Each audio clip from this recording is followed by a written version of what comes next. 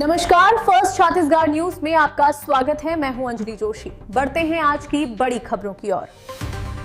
3 माह से भुगतान नहीं, परिवार के साथ विभाग के सामने धरने पर बैठे अस्थायी कर्मचारी। भुगतान नहीं होने से आर्थिक दिक्कतों का सामना कर रहे छत्तीसगढ़ राज्य अक्षय ऊर्जा के अस्थायी कर्मचारियों ने मंगलवार को विभाग के सामने अपने परिवार के साथ धरने पर बैठ गए।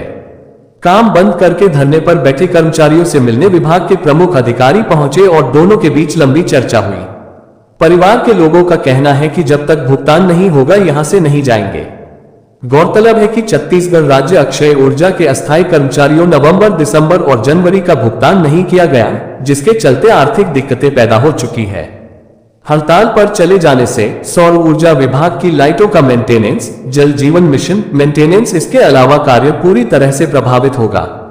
कर्मचारियों का कहना था कि हर साल 5% वेतन में इंक्रीमेंट किए जाने का आदेश है, लेकिन उसे निर्णय पर भी अमल नहीं किया जा रहा है।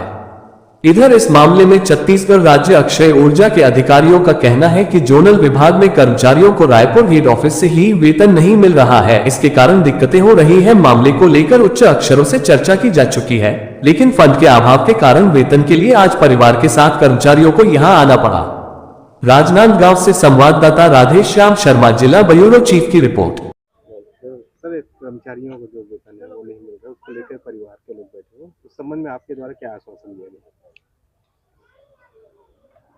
ये सेवाकर्ता इकाई है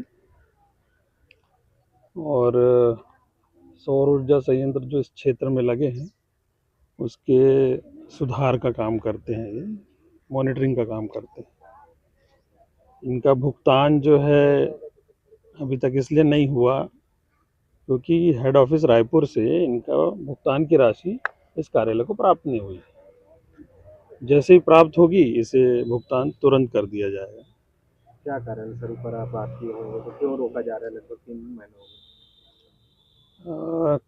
कारण के बारे में तो मैं बता नहीं पाऊंगा क्योंकि वो मुझे भी स्पष्ट नहीं है कि किन कारणों से राशि हमारे जोनल कार्यालय को वो नहीं दे रहे हैं। ये कारण तो उच्च कार्यालय ही स्पष्ट करेगा। अभी आगे क्या पहल होगी सर इस पे यहाँ से?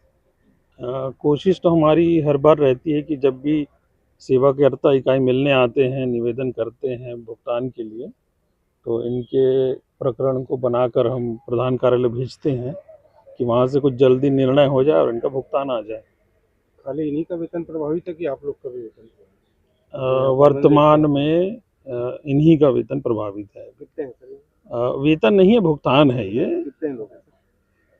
ये होंगे करीब 30 से ज़्यादा होंगे, 24 के आसपास। शुभ नाम और पद बता देंगे सर? विजय कुमार, कार्यपालन अभियंता, जोनल कार्यालय राजनांदगांव। के सामने अपनी पत्नी और बच्चे को लेकर क्यों आना पड़ा आप लोगों को?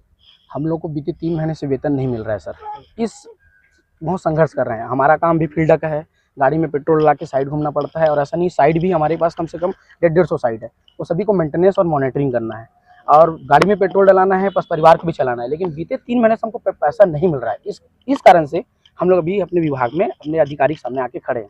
हम लोग इससे पहले भी आके जानकारी दिए थे, तो उसके बाद हमारे परिवार बोला कि हम जाएंगे, तो हम अपने परिवार को लेके यहाँ के आना, मजबूरी से आना पड़ा हम लोगों को। किस तरह का आप लोग का काम रहता है, क्या वर्क करते हैं, और ये क्रीड़ा विभाग में क्यों आपकी 3 महीने की पेमेंट रोकी गई है, और किसके अधीन आप लोग काम करते हैं? हम लोग सर, हम लोग ना जितने भी सिस्टम लगे हैं जो क्रीड़ा विभाग के अंतर्गत, solar dual pump, power plant, solar high मास, जल जीवन मिशन, जितना भी सिस्टम लगे होते हैं गवर्नमेंट के रूल्स में, उसका संचालन और संधारण और रख रखाव का काम हम लोग करते हैं। और बीते 3 महीने से, ये 3 महीने बीते साल भर से हो रहा है चीज़ें। जब से नया वित्तीय वर्ष आया तब से हमारा पेमेंट ऐसे ही लेट हो रहा है। तो अभी तो 3 महीना हो गया, पहले 2 महीने से 1 महीने में होता था तो आ जाता था। बहुत परेशानी हो रही है क्योंकि फील्ड भी काम करना है, जितना सिस्टम लगे उसका मेंटेनेंस भी करना है, और प्लस पेमेंट भी नहीं है। कितने कर्मचारी? हम लोग अभी राजनांदगांव, खैरागढ़, मोहला, मानपुर मिला के 22 से 23 कर्मचारी यहाँ हैं। आज काम बंद करके कर रहे हैं? आज काम बंद करके कर रहे हैं। क्या चाह रहे हैं आप लोग? हम लोग यही चाह रहे हैं कि कम से कम हमारा पेमेंट और हमारी सुरक्षा के विषय में हमारा विभाग कुछ सोचे, हमारे लिए कुछ करे, क्योंकि बीते 11 साल से हम लोग यहाँ निरंतर कार्य कर रहे हैं।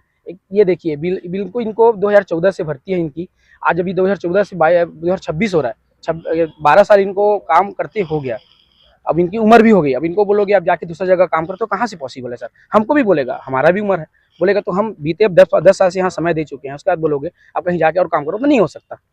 तो हम लोग चाहते हैं कि हमारे लिए कुछ अच्छा सा सोचे हमारा विभाग, हमारा सरकार, ये बात कर रहे हैं बस। आरटीआई के तहत आपने कुछ नियम कानून के बारे में बात कर रहे थे। क्या है वो नियम कानून और किस तरह के आप नियम कानून के? ये आरटीआई की बात ऐसा है सर, नियम जो हमारे लिए हर साल अनुबंध होता है, जो कड़ी का बनाई जाती है अनुबंध में हर साल कड़ी का चेंज होती है, कभी 10 कड़ी का, कभी 12 कड़ी का, कभी 15।